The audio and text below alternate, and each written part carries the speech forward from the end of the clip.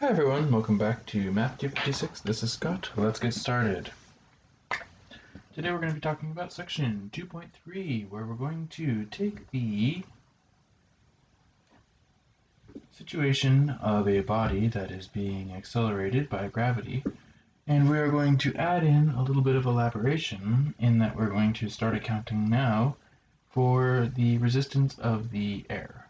So the friction from the motion through the air. This is acceleration and velocity models. Acceleration and velocity.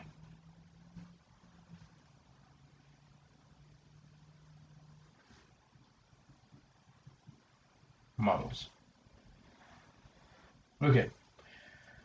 So here's the basic setup. We've got a force due to gravitation. This is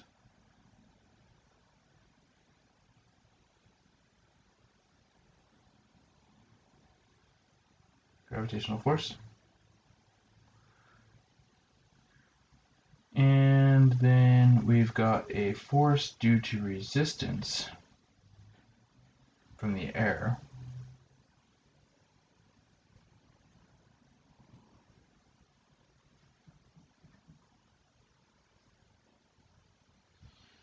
And these together are going to equal the total force.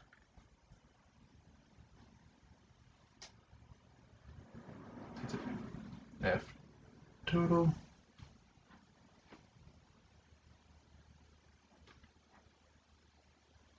but by Newton's second law,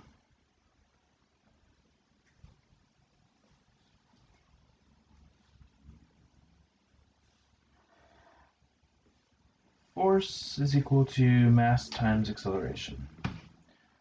So what that means here is that if we are going to use g as the letter for the acceleration due to gravity, then Fg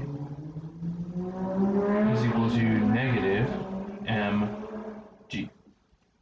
So g is a constant, and m is the mass of the object, and then negative here indicates that it is in the downward direction. So we're going to be taking our y as oriented upward, so negative will mean downward. Then what that means here is, and this is going to then mean m times dv dt. So what that means is that m dv dt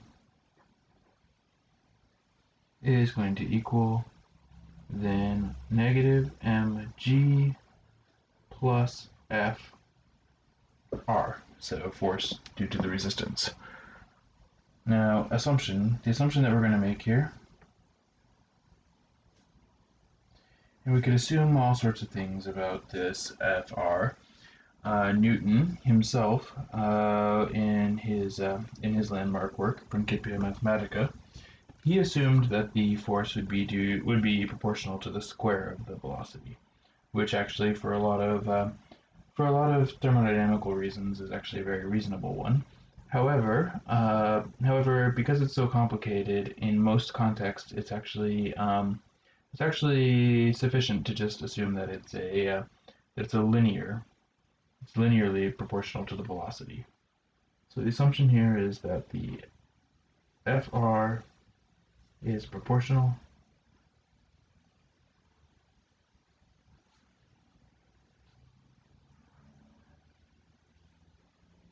to velocity. So in other words, Fr is equal to some constant of proportionality, k, times v, but because it is going the opposite of the direction, because this force is being applied in the opposite of the direction of the velocity, we'll need a negative there to indicate that whenever v is positive, this will be negative, and vice versa. So k here stands for a positive coefficient. Then what that means is that the F total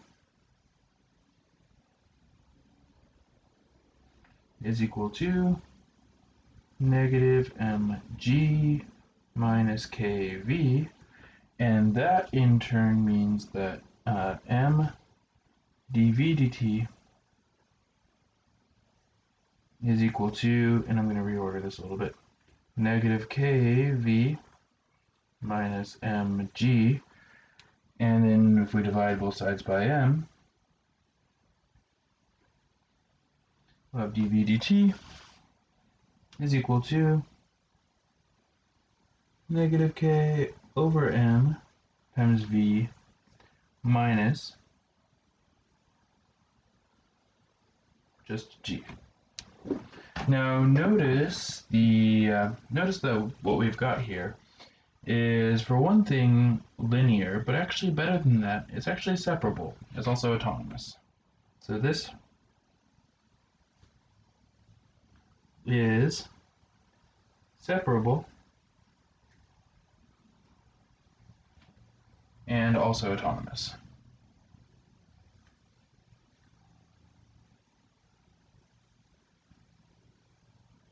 And remember, what autonomous meant was that there's no dependence on t of the right-hand side. So first thing that we can note is that, so special notation here, not to be confused with the situation of linear differential equations, we're going to call rho the drag coefficient, and it is equal to k over m.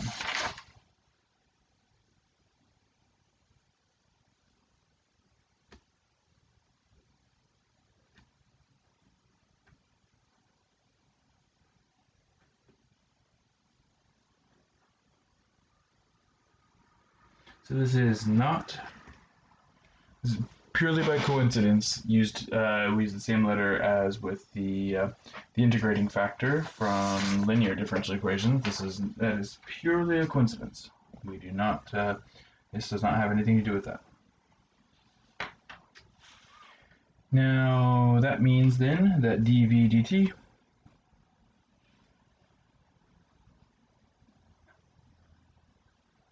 is equal to negative rho v minus g, which means that there is an equilibrium solution when this equals 0.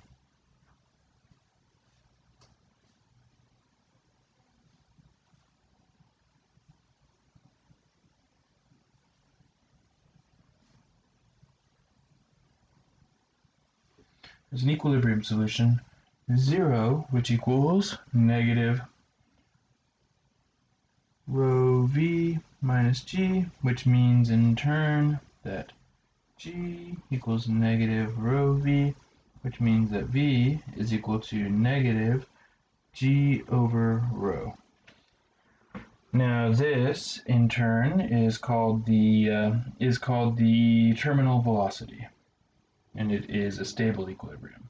So you can make a phase diagram and verify this. But this is a stable equilibrium, and it's called the terminal velocity.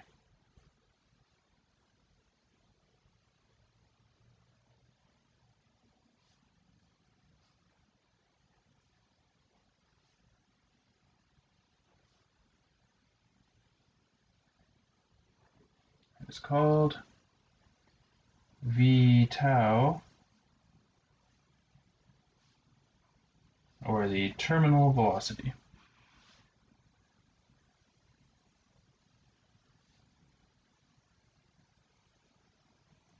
And this is the velocity that the object would settle on if it had fallen long enough.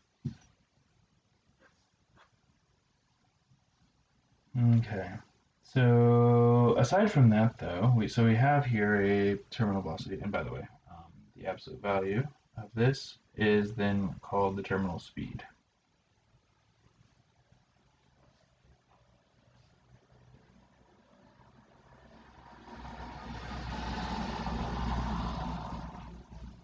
The difference between speed and velocity being that velocity is directional, speed, however, is merely a scalar.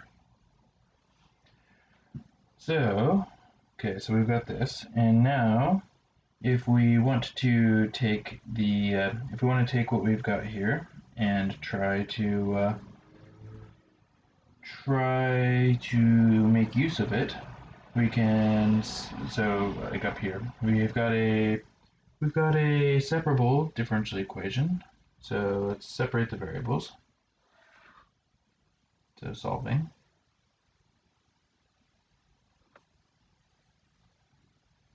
And that's by separation of variables. Oops, separation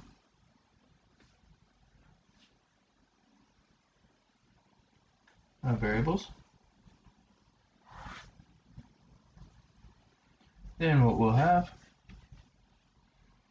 is dv over negative rho v minus g is equal to dt, and that means then that the integral of dv over negative rho v minus g is equal to the integral of dt.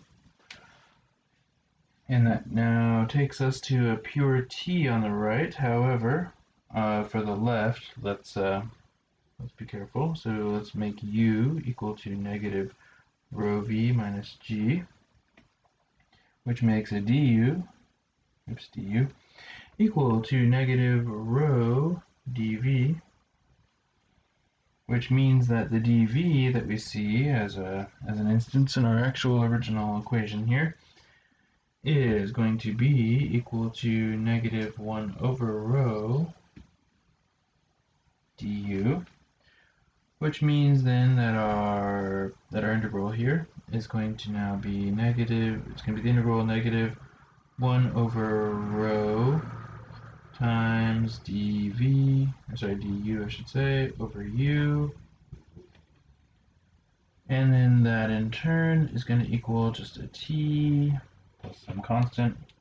And then if we proceed here, we've got negative 1 over rho natural log of u, which is negative rho v minus g, absolute value, which equals t plus c, which then is going to give, if we were to multiply by that, and I'm just going to let my arbitrary constants absorb these factors as they come in. So we're going to have natural log, absolute value, negative rho v minus g is equal to negative rho t plus c2, where c2 is equal to negative rho c. And then what we'll have is we'll raise each side to the power of e.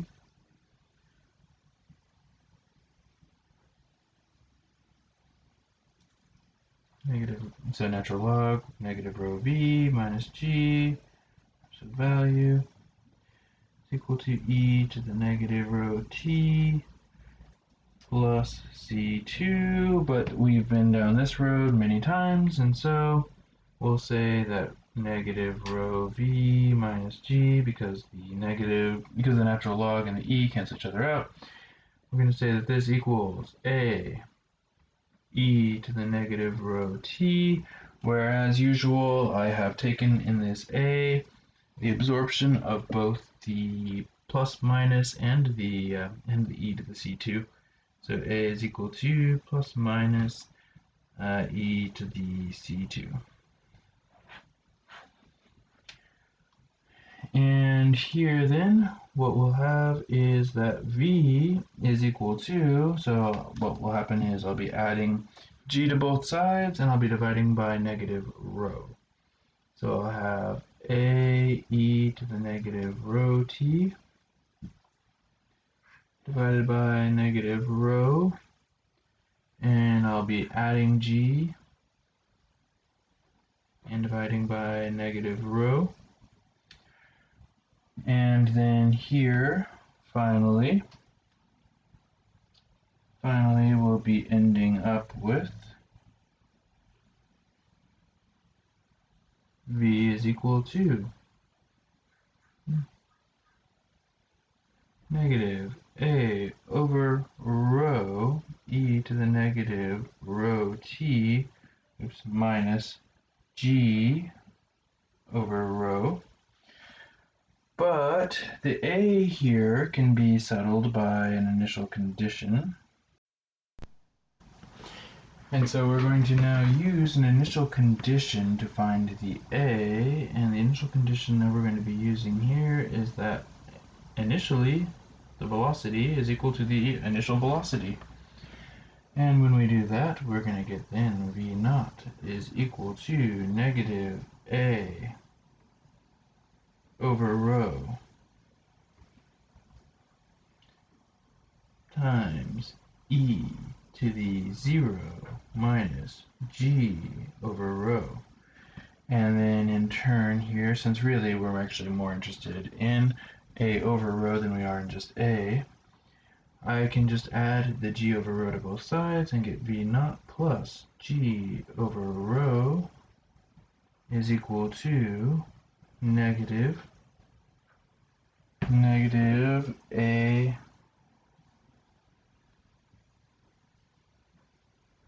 over rho, which in fact is actually good enough for me, so then I can just say here then that v of t is equal to, and I'll put that in where there used to be a negative a over rho,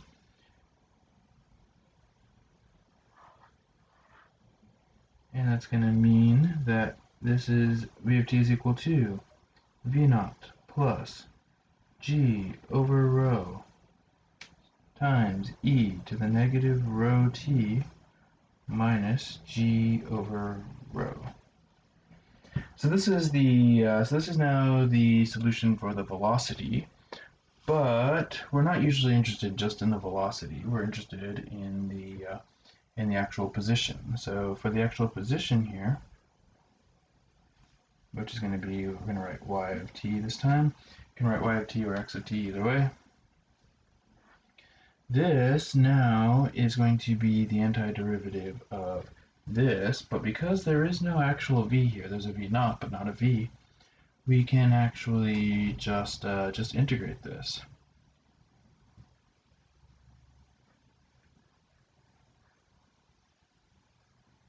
This belongs to the easiest category of differential equations where we can merely integrate it. So what that's going to give us then is the integral of this with respect to t. And that's going to then put us in this position. So we're going to have right here negative 1 over rho times v naught plus g over rho times e to the negative rho t, and then minus g over rho t plus some constant c.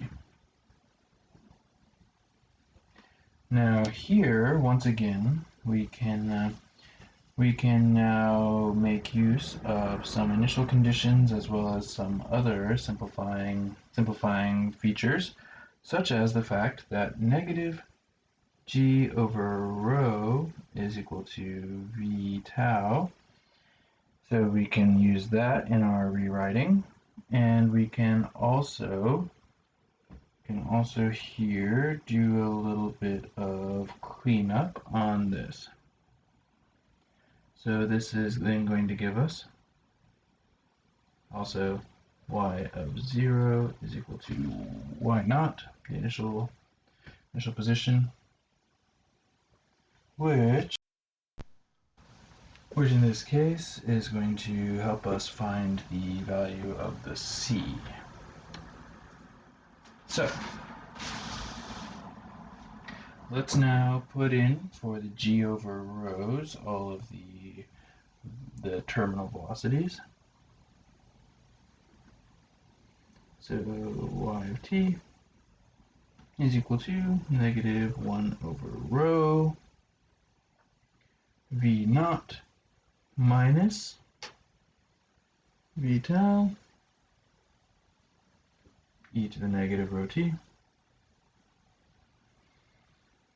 and then plus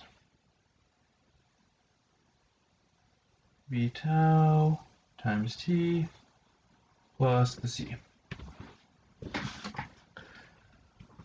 But then plug in t equals 0, so we're going to get y naught is equal to negative 1 over rho times v naught minus v tau times e to the 0 plus 0 plus c.